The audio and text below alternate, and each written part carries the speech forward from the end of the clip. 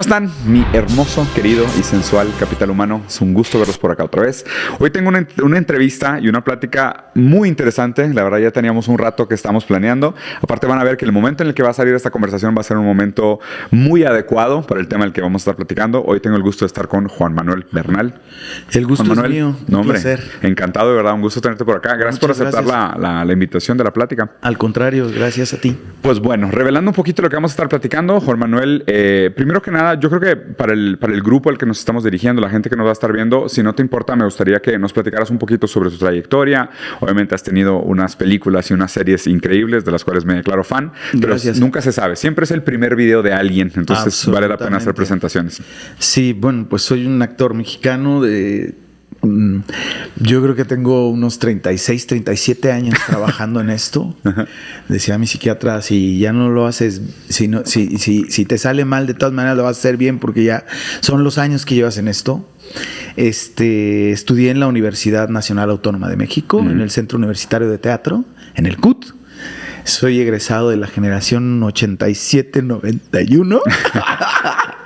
Y bueno, tengo en mi haber, pues, la fortuna de haber nacido en el teatro y he hecho cine, he hecho televisión, no he hecho mucho radio y bueno, ahora streamings, ¿no? Qué interesante. Y muy afortunado, me considero muy afortunado. Claro, y ver cómo se va adaptando también esa capacidad, ese talento a los diferentes formatos, ¿no? Y cómo se reivindican algunos talentos, se reinventan unos nuevos. ¿Cómo ha sido para ti ese proceso? O sea, de pasar a las plataformas tradicionales y ahora las de streaming y demás, ¿cómo te tocó? Para mí ha sido bien interesante porque siempre he sido alguien como muy inquieto con respecto a mi quehacer como actor. A pesar de que nací en el teatro, y digo que nací porque fue lo primero que hice después de la escuela, los contenidos, los textos y sobre todo los formatos cambian y eso me costó mucho trabajo entenderlo. Claro. Entender que la cámara cuando está aquí no es lo mismo que estar en un teatro, en un espacio para 1000 personas o 500 personas como público, y que te están viendo en vivo por medio de una lente. Entonces para mí ha sido bien interesante, ha sido como una eterna tarea y un eterno aprendizaje. Eso ha hecho, yo creo, que siga tan enamorado de lo que hago y que siga prendido, porque sí hubo momentos en mi carrera o en momentos en la vida que estaba aburrido de lo que hacía. Sobre todo cuando empecé a hacer mucha televisión. Sentía que estaba haciendo lo mismo y que no me estaba significando ningún reto. Y bueno, pues también en ese sentido me considero muy afortunado porque... Si puedo profundizar sobre ese tema, si me permites, Juan Manuel. O sea, ¿te refieres más al tema de que tú crees que el formato ya te estaba produciendo ese sentimiento de aburrimiento? ¿O era más que a lo mejor los personajes no te identificabas con ello? ¿Una suma de todas las cosas? ¿Qué era lo que provocaba ese sentimiento de aburrimiento? El formato. El formato y también los contenidos. Contenidos que de repente, bueno, en las telenovelas se acostumbraba que se desarrolla el conflicto. Y el conflicto dura 180 capítulos, sí, claro. ¿No? Entonces, llegar a repetir, sí. Y entonces se vuelve muy cansado. Claro. Y por eso hablo de ser afortunado que he sido, porque siempre tenía como a la par la oportunidad de poderme ir al teatro y experimentar en textos profundos de autores que siempre soñé con hacer, y entonces podía estar haciendo un Tom Stoppard, o podía estar haciendo un Shakespeare, o podía estar haciendo un Pinter, y estar haciendo la telenovela del prime time de las 9:30 de la noche. No quiero decir que con esto estoy despreciando un género y el otro, pero estoy siendo honesto. Esas cosas como que lo que movían era como mi interés, mi inquietud de querer seguirme formando y creciendo como actor, ¿no? No nada más conformarme con que tenía pues resuelto mi parte económica como actor, ¿no? Porque también en ese sentido he sido muy afortunado. Siempre he vivido de esto. Y muchos de mis compañeros no. Muchos de mis compañeros han tenido que hacer otras cosas para poder sobrevivir en la carrera. De eso que tanto les apasiona, ¿no? O sea, realmente es un lujo poder vivir de esto. Sí. Y obviamente creo que habla también como reflejo de tu mérito el hecho de que estemos aquí platicando ahora de otro formato nuevo, ¿no? Y pasando ahora al tema en específico, me dijeron que están buscando tu cabeza. ¿Sí? Por ahí anda, yo tengo unas pesadillotas tremendas, pero todavía está aquí, así que todavía puedo hablar. ¿Y nos puedes contar un poquito de este nuevo proyecto? Claro que sí. La cabeza de Joaquín Murrieta nos trae de cabeza porque estamos muy enamorados del proyecto, muy orgullosos. Te quiero decir que empezamos hablando de esto, de cuántos años llevo en esto, y creo que fueron los años justos para que llegaran proyectos de esta magnitud a mi vida, en la plenitud, creo, con la edad, del entendimiento que te da la madurez también, hablando de filosofía, claro, ¿no? Entonces llega un Murrieta que es un personaje bastante complejo, un personaje mitad mito, mitad realidad. No sabemos exactamente si es mito, si se cree que existió. De hecho, está en su registro en el ejército mexicano del siglo XIX. Se desarrolló, digamos que de los 1830, 40, 50 es cuando sucede en la ficción nuestra historia. Y es un personaje bastante complejo. Es un ex militar general que renuncia siendo congruente con el amor a la patria, porque él cree que hay allí una alta traición, ¿no? Una venta. Una pérdida, exactamente, de 2 estados, de la mitad casi de nuestro territorio, país, ¿no? Sí. Y entonces es congruente, renuncia y se va del otro lado, de bandolero. La frontera, a la nueva frontera. A la nueva frontera en esta fiebre del oro. Y eso específicamente hablando de ese primer tema que me gustaría tocar contigo, es esta relación entre la pérdida y la historia, ¿no? Porque aquí parecen que hay 2 pérdidas y 2 historias, en el sentido, porque es una historia perdida, donde falta mucha información, llenamos los agujeros de saber con fantasía, ¿sabes? Existe esta idea casi como de un realismo mágico, de sucedieron los eventos, pero la manera como contamos los eventos o hablamos sobre los eventos siempre tiene un poquito de nuestra cosecha, por decirlo así. Y aparte una gran pérdida geográfica, como dices, ¿no? Que es un momento muy doloroso para la historia mexicana de una derrota que no se habla tal cual como derrota. ¿Qué interpretación le das tú o cómo viviste tú ese sentimiento como mexicano de tocar esa parte de la historia mexicana? Bueno, yo creo que nosotros lo traemos en la sangre implícito, ¿no? Desde que yo soy niño y que además también comparto esto con él porque mi padre, digamos que la mayor parte de su vida la vivió en Estados Unidos. Por lo tanto, sus hijos íbamos y veníamos entre Chicago y México. Y entonces tengo esta parte muy clara muy consciente, ¿no? De esa frontera. Muy consciente de la frontera, pero también de mi mexicanidad. Totalmente. De mi mexicanidad desde quien soy. Porque desde que llegué allá a los 9 años, para los gringos o para los norteamericanos o estadounidenses, mejor dicho, yo no era mexicano por ser rubio de ojos verdes. Claro. Tu pronunciación del inglés también. Sí, o sea, a mis padres le decían que bien está aprendiendo a hablar el español y mi mamá decía, está aprendiendo a hablar inglés. ¿Cómo? Sí, claro. ¿No? Pero a la hora en México me pasaba justo lo contrario, ¿no? Por ser rubio y de ojos verdes y de venir de un barrio,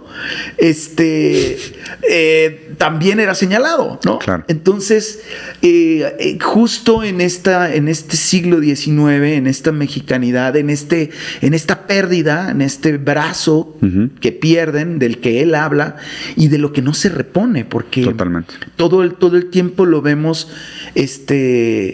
en contra de eso, es un antihéroe por eso, Murrieta. Sí. Entonces, siento que mi capacidad de entendimiento hacia cómo abordar el personaje, yo llevaba una ventaja sobre los demás en esta mexicanidad, sí. Y que además había muchísimo de una historia personal con mi padre, que me remitía a saber que ese personaje era para mí y que lo entendía mucho más de lo que pensaba. ¿En qué sentido? Si puedes a lo mejor aprofundar un poco. Mi padre fue pollero. Ah, mira. Mi padre fue pollero en los principios de los 70s. Esta es una historia obviamente escondida en la familia y que la tuve hasta que ya tenía uso de razón, decimos. Y entonces tratar de entender todo lo que él tuvo que pasar para poder mantener a una familia que tenía entre México y que luego nos llevaba a Estados Unidos y que la necesidad de venir todo el tiempo a México para vernos y que perdía los trabajos que tenía constantemente por venir a convivir con la familia o de repente llevarnos, lo identifico muchísimo con Murrieta. Qué interesante. ¿No? Y además fue un hombre que, antihéroe también, que le cambió la vida a miles de mexicanos. Seguramente. Y te lo digo te lo digo porque de grande, cuando yo llegué a Chicago, muchísima gente que lo conoció me dijo: tu papá me cambió la vida. Y yo: ¿cómo que mi papá te cambió la vida? Sí. ¿Por qué? Cuando me contaban sus historias fue cuando me enteré de esta gran historia que tenía mi padre detrás. De su labor, ¿no? Y este personaje ahora sí que para mí es un gran homenaje a él. Seguramente. Desde todos los sentidos, porque si con alguien vi los westerns fue con él. Totalmente. Entonces... No, y qué bonito, digo, hay varios temas que tocaste que me gustaría dar como un doble clic y entrar un poquito más a profundidad, pero hablemos de esta historia como el antihéroe, ¿no? Porque exactamente en este periodo donde se lleva a cabo esta historia, por más que sea como un tipo de realismo mágico, que es normal para la manera como nos relacionamos con algunos periodos históricos, donde no hay suficiente información, lo que me parece bien interesante de hablar de los antihéroes es justo decir, cuando se mueven las fronteras del lugar, las leyes también chocan, porque aquello que es la intención y el bienestar de un lado de la frontera, a lo mejor es la antítesis de lo que el otro lado de la frontera quiere. Por ende, el que es héroe de este lado es villano del otro, ¿no? Entonces, está bien interesante pensar en esta línea navaja que es la frontera y cómo se juega en ese eje el bien y el mal, ¿no? Pero el que es bueno de este lado es malo del otro y cuando cruza la frontera se voltea la moral, ¿no? Claro, pero además si te fijas, el que es bueno de este lado es malo del otro, sí. Pero desde el punto de vista de quién. De quién, claro, ¿no? Y para quién. Ajá. Porque entonces para nosotros de este lado decimos, estos nos quitaron nuestro territorio. Totalmente. ¿No? Sí. Entonces, ¿quiénes son los malos? Exactamente. A ti te dijeron, hay un caso en nuestra historia que estamos contando, de uno que le dijeron, no te preocupes, tú vas a, el territorio pasa a ser de nosotros y tú pasas a ser de nosotros. En cuanto se arreglan las cosas, le dijeron, no, excuse me, la tierrita es de nosotros. Usted, sí. Lléguele. ¿No? Sí. No, y que aparte, algo que me encanta de esta serie y me parece muy relevante, sobre todo porque, a ver, hay algo de cíclico en nuestra relación con la historia. O sea, los eventos históricos tienden a repetirse, aunque sea simbólicamente o estructuralmente, ¿no? Y qué interesante que, aunque no sea exactamente en México lo que esté pasando, el problema territorial sigue siendo un gran problema geopolítico. Sigue siendo hoy siglo XXI y seguirá siendo el siglo XXII. Exactamente. Por eso es bien interesante tocar este tema desde el siglo XIX. Porque, creo que la historia se cuenta hoy en el presente, pero necesitamos revisar nuestro pasado para entender el presente y para tratar, lo hemos logrado, entenderlo y mejorarlo. Nuestro futuro. Sí, exactamente. ¿No? Sí, 100%. Otro detalle, específicamente hablando también de, ahora que estamos en historia, hablando de la temporalidad de esta época, ¿no? 1800, 1850, y de la brutalidad y la violencia. Porque también nosotros tendemos a romantizar estos conflictos y decir, bueno, pues sí, claro, ¿no? Pérdida de territorios y demás, pero en momentos sumamente brutales. Y las armas que se empleaban y los métodos para el dominio de los otros o el dominio de los perdedores o el poder de los vencedores sobre los perdedores era realmente brutal. Y obviamente lo que está interesante aquí es que es algo que es muy tangible en la serie también. Sí, porque además la vida tiene otro sentido, ¿no? Claro. Acordémonos que estamos hablando de pareciera que es poco, ¿no? 200 años atrás. Pero en la historia el sentido de la vida era otro. Totalmente. ¿No? O sea, el honor. Sí, o sea, entender el honor en el siglo XXI no tiene nada que ver con el honor del siglo XIX. Sí. ¿No? Es decir, a lo mejor hoy podríamos decir, por una mínima cosa, alguien es capaz de perder la vida. Completamente. ¿No? Sí. En este sentido, caos del siglo XXI, no siento que sea tan distinto. Es distinto cómo lo percibimos hoy, ¿estás de acuerdo? Sí, totalmente. Pero cuando vemos estas series en donde también crecimos viendo, bueno, los que crecimos viendo los westerns, tú creciste viendo westerns, sí. Pareciera que era como muy natural, ¿no? Hoy en día que, por ejemplo, una foto en tu Instagram o en tu TikTok con un arma significa tanto, ¿no? O sea, sí. Yo me acuerdo que hice una obra a principios del siglo XX, del siglo XXI. Yeah. Es decir, hice una obra entre 1999 y el 2000 que se llamaba Popcorn, de Ben Elton, que de lo que hablaba era precisamente de la violencia, de cómo hoy en el siglo XXI se manifiesta la violencia. Se manifiesta la violencia. Claro. Y entonces el programa de mano era yo romantizando con una pistola. Eran 12 asesinos psicópatas que llegan en la noche del Oscar a la casa de un director como, digamos que era Tarantino, es decir, alguien que en sus películas fomenta la violencia. La violencia, la brutalidad. Y la brutalidad. Y cómo estos personajes que son violentos van a la casa de él para demostrarle que ellos son violentos por las películas que vieron de él. Qué increíble. Esa discusión existía en principios del siglo XXI. Sí, ¿no? ¿De quién genera la violencia? No, y es muy interesante la reflexión porque realmente el concepto histórico, y hay filósofos que lo dicen muy tajantemente, ¿no? Lacan decía que realmente nada se gana y nada se pierde, sino que simplemente cuando ganamos no entendemos lo que perdimos. Y pudiera decirse algo muy similar sobre la transformación de la manera como se manifiesta la violencia. Lo que me parece interesante es que justo, ¿no? O sea, tratando de hacer un contexto histórico, en la serie, en 1850 y demás, vemos una brutalidad de otro tipo. La brutalidad que vemos hoy sigue siendo violenta, pero es otro tipo, está sublimada diferente, ¿no? Parece que tiene otras capas. A mí me parece que se manifiesta de otras maneras. Por ejemplo, nunca habíamos tenido tantas enfermedades mentales, tanta ansiedad, tanto estrés, suicidios infantiles, ¿no? Que son cosas que en el 1850 eran impensables, ¿no? Exacto, pero en el 1850, digamos, bueno, desde mi punto de vista, la violencia tenía que ver con el honor. Claro, sí. Sí, jugaba otro papel social. Completamente. Sí, estoy de acuerdo contigo. Es decir, tú eres capaz de perder la vida porque... Tu nombre, por el nombre de tu familia. Exacto, porque tú deshonraste a mi familia. Sí, por el amor de una mujer.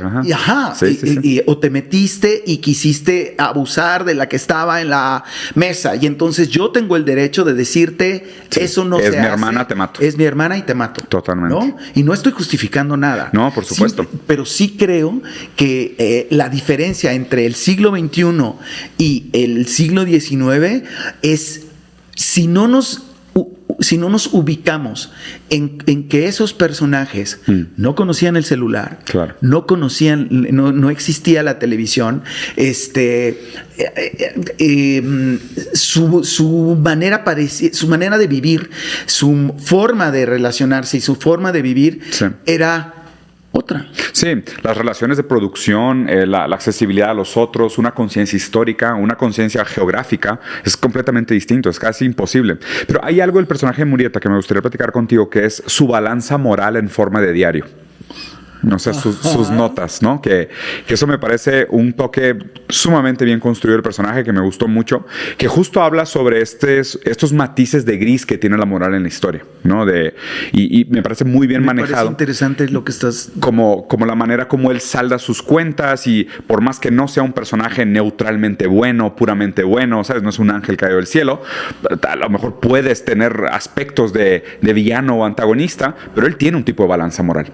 Y te fijas, ahorita que voy a hacer una comparación de lo que estabas diciendo de en este siglo XXI no hay los suicidios, tantas enfermedades mentales como antes. Justo a mí me llama la atención que lo manejes, porque esta fue una aportación mía hacia el personaje, que es su diálogo interior. Como monólogos. Con todo el tiempo está hablando con él mismo. Qué padre. Todo el tiempo se está reflexionando. Sí, pero además también por el problema de una culpa que no sabe cómo sanarla, ¿no? Porque él al final traiciona a su ejército, traiciona a sus hombres, y lo que él quiere es sanar esa traición. Y entonces, ¿cómo lo hace? Robando el oro para ir a dárselo a las viudas. porque él se siente responsable de esos hombres que dejó en el ejército cuando él decide desertar. Pero ya les estoy contando cosas que... No, pero obviamente lo interesante es cómo se da. Me parece bien interesante que hagas que hagamos en esta conversación pues sí, es una analogía, ¿no? El hombre del siglo XXI con el hombre del siglo XIX, la manera en cómo se comportan a través de una sociedad en la que se desenvuelven. No, y por eso, por eso me gustó tanto el toque de hacer física su balanza moral, porque de alguna manera todo el mundo carga con ella. O sea, uno tiende a pensar que porque hago cosas buenas, de repente puedo pecar un poquito, pero si me porté mal, mañana me voy a portar extra bien, ¿sabes? Y constantemente nos parece que nosotros mismos llevamos un apunte en una libretita mental de las cosas que hemos hecho bien, que nos permiten de vez en cuando hacer cosas malas, y la gente tiende a pensar que si hace una cosa bien, tiene derecho a hacer una cosa mala también, ¿no? Y ese sesgo de balanza moral como comportamiento ético psicológico produce obviamente una serie de resultados, ¿no? Después hay gente que a lo mejor trabaja para una empresa que contamina el océano y mata millones de pescados, pero dona un poco de dinero el fin de semana y se siente bien consigo mismo. Entonces, aquí lo raro es pensar para ti y para el personaje que te tocó interpretar, ¿cómo funciona esa balanza moral? O sea, ¿es equivalente realmente la manera como él está resarciendo sus deudas? Yo creo que no. Yo creo que es mucho más su culpa. Y entonces la manera en la que, porque además esto no lo planeó, ¿no? La manera en la que lo resuelve es en esa manera en la que el hombre está mucho más en contacto con su naturaleza que el hombre del siglo XXI. Sí, completamente. ¿No? Sí. Entonces, eso es lo que me parece interesante de indagar en el pasado, de cómo el hombre del siglo XIX resolvía su vida tan distinta a la de ahora. Es decir, era alguien que no prescindía más que de un caballo, de un jorongo y de la naturaleza. Es decir, sí, y la ¿no? pistola. Obviamente, y el arma. Claro. Pero el arma podía ser la pistola, así como también podía ser cuchillo, una piedra, podía ser un cuchillo, eso sí, pero siempre en contacto con el animal, o sea, es decir, con los otros seres vivos de la naturaleza. Este personaje está obsesionado con el zorro. El zorro, que viene a ser como una analogía de escabullidizo. Y que además también es protector de su madriguera. De su madriguera y de los seres que viven alrededor de su madriguera. Entonces, me parece bien interesante esta manera en la que la serie aborda a este hombre del siglo XIX, porque somos producto de esas condiciones materiales. De esas condiciones. 100% de acuerdo. Y voy a aprovechar que tocaste el tema del zorro, porque obviamente aquí hay algo que hay como un común denominador. Y yo te lo digo porque soy de Monterrey, ahí están las grutas de García, que dicen que es donde iba el general García, el enemigo de Zorro en su momento, que cuenta la leyenda. Y hay un vínculo muy interesante aquí. O sea, hay un común denominador en estos antihéroes que empiezan con estas figuras, pero que la gente, o sea, fácilmente se podría hacer un hilo conductor entre tu personaje, el zorro, y después llevarlo incluso hasta Batman. O sea, no están nada lejos. No. O sea, esa figura como el antihéroe que defiende a los subalternos y está al borde de la ley y aplica métodos que no son los aprobados por la ley para conseguir objetivos que pudieran verse como morales al final, ¿no? Sí, me parece bien interesante la analogía que estás haciendo, porque me llevaste ahorita a una película que hice sobre Pancho Villa con el maestro Casals, que se llama Chico Grande, y que es justo la entrada del ejército norteamericano a territorio nacional buscando a Pancho Villa, en donde hacen una masacre.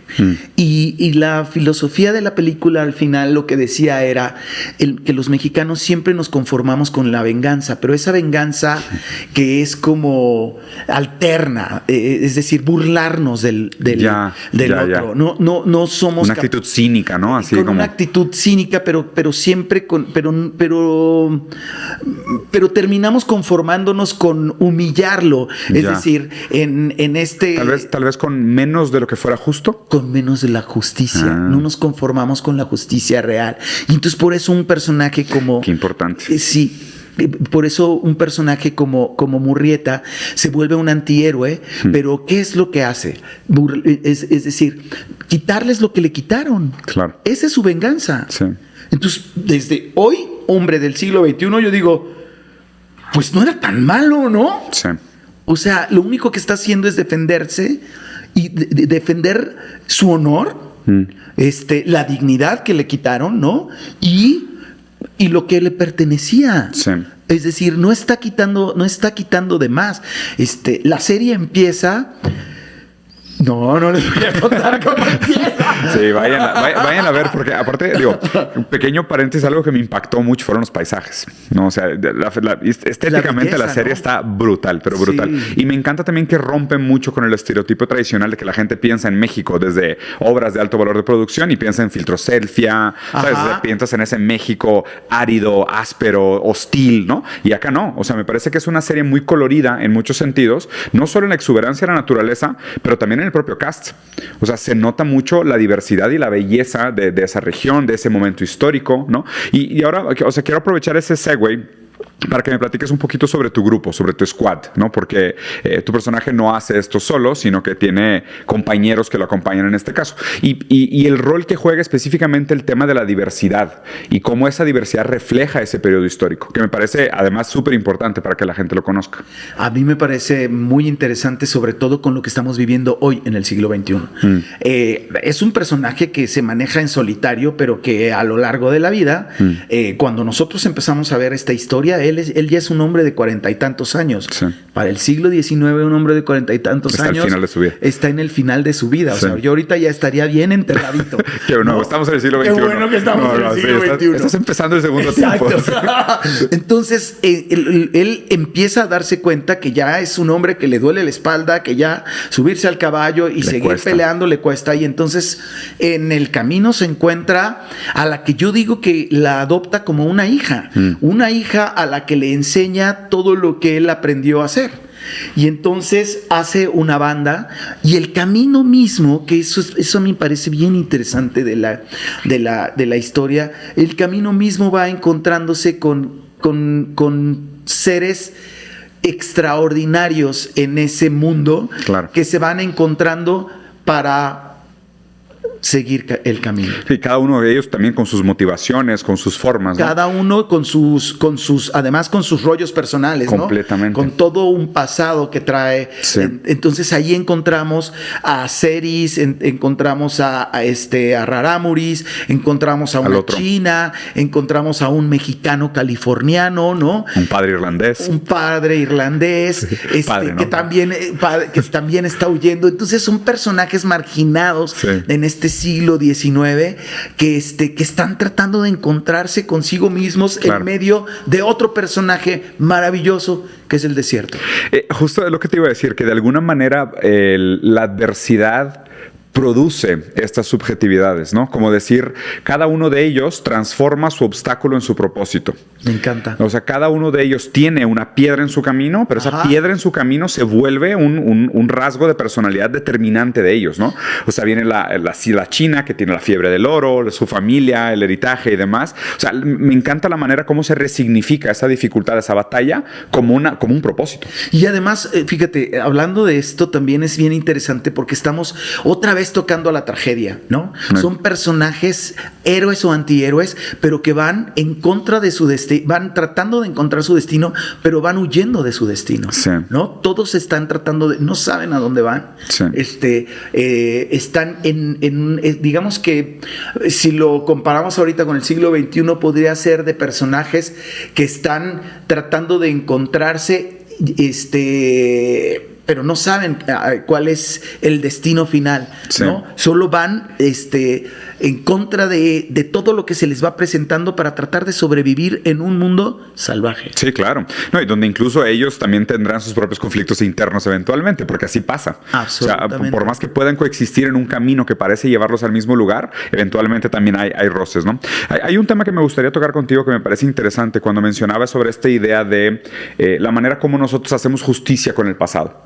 O cómo se puede realmente superar un pasado de dolor, de pérdida, de trauma, ¿no? Hay una película que fue muy galardonada, Argentina, 1985. Así es. Peliculón. Brutal. Sumamente bien actuada, sumamente bien dirigida, donde justo se habla esto de la necesidad de buscar la justicia para poder progresar hacia adelante. Si no hacemos nosotros el proceso de la identidad mexicana, de la reivindicación histórica, del entendimiento, la resignificación de esos procesos dolorosos de pérdidas históricas, pues tal vez tampoco estamos listos para dar un paso hacia adelante. Mientras mantengamos tal vez esa postura cínica, burlona, pero que no se siente completamente enjusticiada, pues a lo mejor tampoco estamos listos para superarlo. Seguiremos con el rencor tatuado. Exactamente. Sí. Creo que eso me parece bien interesante de la serie. Sí. Pero además también me parece bien interesante de verla desde el punto de vista del mexicano, pero también desde nuestras propias pérdidas. ¿Cómo superamos una pérdida? Pasamos por diferentes procesos, ¿no? Claro. El duelo, que el duelo no es más que el dolor. Cuando termina el duelo es cuando deja de dolerte. Es así de sencillo. Claro, no se puede acelerar. No se puede acelerar, sí. No puedes brincarlo, ¿no? Y es exactamente lo mismo que sucede con los personajes. Totalmente. Pero además también como sociedad. Como sociedad. Sí. Y de tratar de entender nuestra identidad.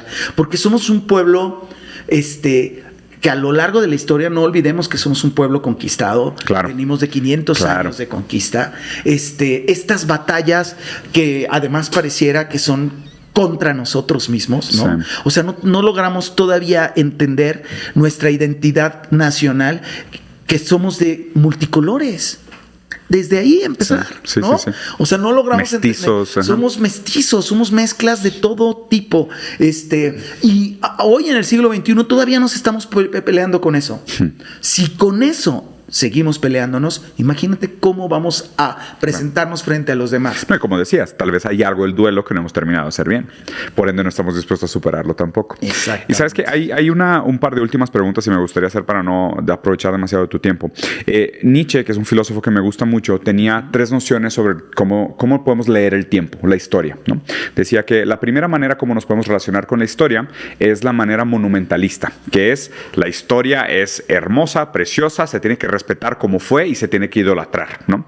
La lectura monumentalista de la historia puede tener riesgos como, por ejemplo, el autoritarismo, el resurgimiento del fascismo, ese tipo de cosas que le dan demasiado valor histórico y también puede provocar movimientos reaccionarios, conservadores y demás. La segunda manera de leer la historia, según Nietzsche, son los anticuarios, que es decir, no, la historia ya pasó, la historia no se toca, y se queda atrás, como pieza de museo. Exacto. Nadie la toque, nadie la mueva, que se llene de polvo y se queda ahí en el museo. La tercera manera de hablar sobre la historia, según Nietzsche, es la manera crítica de hablar sobre la historia, que es a medida que pasa el tiempo y a medida que nosotros entendemos nuevas situaciones, desarrollamos nuevas tecnologías, progresamos el lenguaje y la cultura y la sociedad, volteamos a ver la historia y podemos contar la historia de otra manera. No necesariamente transformarla por completo, pero sino reivindicarla, ¿no? Y aquí me gustaría platicar un poquito contigo sobre el tono de realismo mágico que tiene la serie, ¿no? Porque, o sea, no es una pieza puramente bibliográfica, pero es una pieza que de alguna manera, sin querer, refleja mucho de cómo nos relacionamos con la historia, que es, llenamos el agujero de no saber con leyendas. ¿No te parece hermosísimo eso? Pero yo soy fan de Borges, o sea, Borges es de mis escritores favoritos. Yo igual, y García Márquez para mí, ¿no? Sí, 100%. Rulfo, claro, en Crónica. este lado. Entonces yo creo que eso es lo que distingue a Latinoamérica del resto del mundo, el realismo mágico. No sé si esta capacidad de soñar un mundo perfecto imaginado desde el realismo mágico es lo que lo hace tan especial. Me llama la atención que van 2 personas hoy, que eres tú y otro periodista, que me hablan de realismo mágico. Jamás me imaginé que nuestro Murrieta lo vieran desde el realismo mágico, pero me fascina. Hay algo. La idea, es que no he visto el producto terminado. Sí, yo solo lo hice, todavía no lo veo. Yo lo vi y siento muchas notas. Y aparte, y me encanta, porque es una manera como de decir, hay formas de contar estas historias. Y estas historias valen la pena ser recontadas por la manera como se cuentan.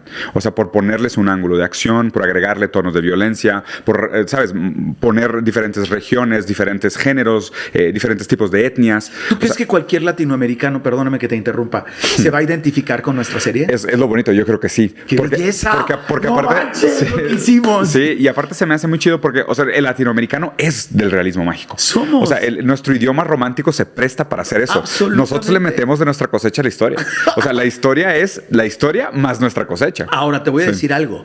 Lo que más complicado a mí me parece, del realismo mágico es cómo lo llevamos de la literatura. Claro. A la tele. Al séptimo arte. Sí, digamos, totalmente. entre el cine a la plataforma. y a la plataforma. ¿Cómo llevarlo? Si nosotros, con lo que me estás diciendo, lo logramos con Murrieta, me doy por bien servido. Por servido.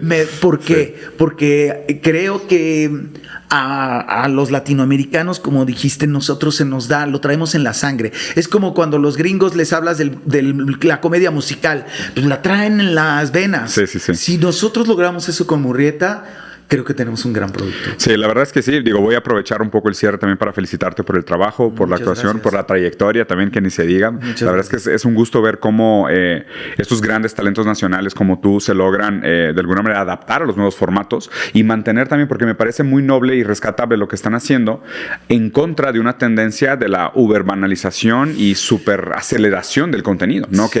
Que algunas historias, que digo, tal vez no sean los 180 episodios de una novela, pero requieren un tiempo para construir un personaje, para que te sientas empático con él, entiendas lo que lo motiva, lo que lo amenaza. Contar una historia. Claro, totalmente. O sea, poner el contexto, ver los paisajes, sentir el frío y el calor que él sentía. O sea, ese tipo de cosas no se logran en un medio tan rápido, ¿no? Y me parece muy, muy adecuado el trabajo que están haciendo. ¿Algún último comentario que te gustaría hacer o alguna recomendación o qué mensaje dejarías para la gente que valga la pena que terminando este video se vayan a ver la serie? Yo les dejaría el mensaje que en estos tiempos modernos, diría mi padre, en que las cosas suceden tan rápido, se dieran la oportunidad de ver nuestra serie, porque estoy seguro que se van a sorprender y se van a sentir identificados y sobre todo también se van a sentir orgullosos de lo que estamos haciendo a nivel creativo en nuestro país. Creo que la manera en la que podemos abordar insisto, nuestro presente es tratar de entender nuestro pasado y hemos hablado en este momento de eso. Me parece muy interesante que las nuevas generaciones se den esa oportunidad de poder echarse un clavado, porque además tengo la fortuna de tener a muchos sobrinos jóvenes, niños, y me doy cuenta que de verdad cuando algo les interesa, no importa nada de lo que esté pasando alrededor, se clavan, porque hay una necesidad de entender también su presente. Sí, y creo que esta es una buena oportunidad para hacerlo. Gran mensaje. La verdad es que una de las cosas que me preocupa de la modernidad, como diría tu padre, es que cada vez vemos más obras de arte abstractas en edificios históricos, en lugar de obras históricas en edificios atemporales, ¿no? Es como que, pues, o sea, me gustaría pensar que nuestra historia nos hizo quienes somos. O sea, aquello que sucedió de alguna manera nos constituye, ¿no? O sea, negarlo es estar fuera del contacto con aquello que nos produce como personas. Y también nos hace de alguna manera perder la responsabilidad de que lo que hacemos hoy produce el futuro. Sí. Y revisar el pasado para entender nuestro presente y mejorar nuestro futuro, sí tiene que ver mucho con de dónde vengo, con quién soy, qué me conforma. Es decir, me pregunto, ayer me fui a ver una película maravillosa de Martin McDonagh, que está nominada ahorita al Oscar. ¿Cuál? La isla... sí, los espíritus de la isla. Bueno, The Banshees of Inisherin. Sí. Buenísimo. Me preguntaba... ¿Alguno de nosotros nos hemos preguntado qué hacían nuestros bisabuelos? O sea, ¿cómo vivían nuestros bisabuelos, nuestros abuelos? ¿No? Esta es una manera interesante de ver hacia el pasado, de divertirnos, porque aparte la serie está increíble. Sí, está bien curada. O sea, es una serie de aventuras, ¿no? Les platicaron cómo eran las de los vaqueros. Aviéntense esta. Pero además... No estamos sacando una reliquia del suelo y desempolvándola y diciendo esto es el pasado. No, estamos dándole una interpretación en el siglo XXI de una historia que sucedió en el siglo XIX. Completamente. Eso es muy distinto. No, y de nuevo, un gran antihéroe con un gran problema de balanza moral, o sea, con un gran cuestionamiento sobre lo que es la justicia en un contexto de guerra, sobre cómo la ausencia de ley produce diferentes tipos de personalidad. O sea, sinceramente se me hace que hay muchos temas muy interesantes en la obra que dan para... haber platicado contigo. No, igualmente. Nos quedamos con ganas porque efectivamente lo que te hablaba del honor tiene que ver también con la justicia. La justicia del siglo XIX no es la justicia y contingente al contexto de guerra, ¿eh? Porque es muy distinto tú tener un compás moral en tiempos de de paz a tener un compás moral en tiempos de guerra con un fusil en la mano. Es muy diferente. Exacto, y el fusil es lo único, no las armas nucleares o las guerras biológicas que estamos viviendo en el siglo XXI, ¿no? No, esa cercanía a la sangre, esa cercanía al cuerpo del otro, al infligir dolor y verlo, ¿sabes? O sea, no a esta distancia, dolor, porque hoy parece que mucho de lo que se hace a través de la inflicción del dolor es que hay una cierta distancia focal, ¿no? Como te puedo hacer daño, te insulto por internet, pero no muestro mi rostro, ¿no? Y acá es si te entierro un cuchillo, o sea, siento el calor de tu sangre en mis dedos. Por eso te hablaba del contacto con la naturaleza. Sí. El personaje principal en nuestra historia es la naturaleza. Durango. Sí. Los personajes viven en la tierra, los ves llenos de mugre, los ves llenos, hay una escena de las que más amo, es cuando despiden uno de los personajes a su caballo. Eso habla de algo que hemos perdido y que ojalá lo recuperemos. Sí, es un vínculo muy, muy potente. Sí. Ahora sí, Juan Manuel, para terminar, ¿dónde la podemos ver y cuándo? La podemos ver a través de Prime a partir del 17 de febrero. En donde estén.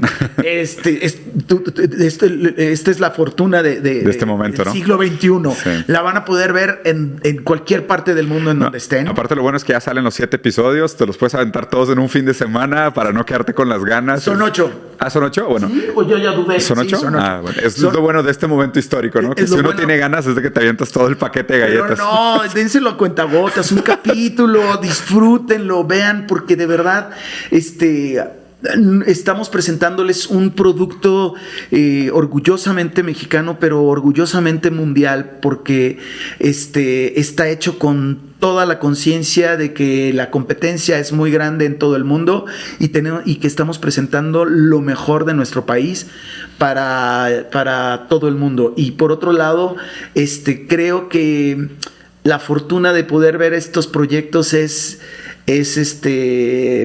a través del streaming y de poderlo ver en Alaska, en Singapur, en donde quieran e identificarse con los personajes. ¿Tienes alguna línea favorita del personaje que nos pudieras repetir? ¿Alguna línea favorita de mi personaje? Tengo muchas. A ver, danos una. Que la chinga. No se diga más. Muchas gracias. Gracias, un placer. Muy bien. Espero les haya gustado. Como siempre, dejen por aquí abajo sus comentarios si les gustó o no les pareció. Si ya vieron la serie, dejen por aquí también qué les pareció la serie. Recomiéndenme, díganme qué pensaron y qué opinaron. Muchas gracias y nos vemos muy pronto. Hasta luego. Un placer.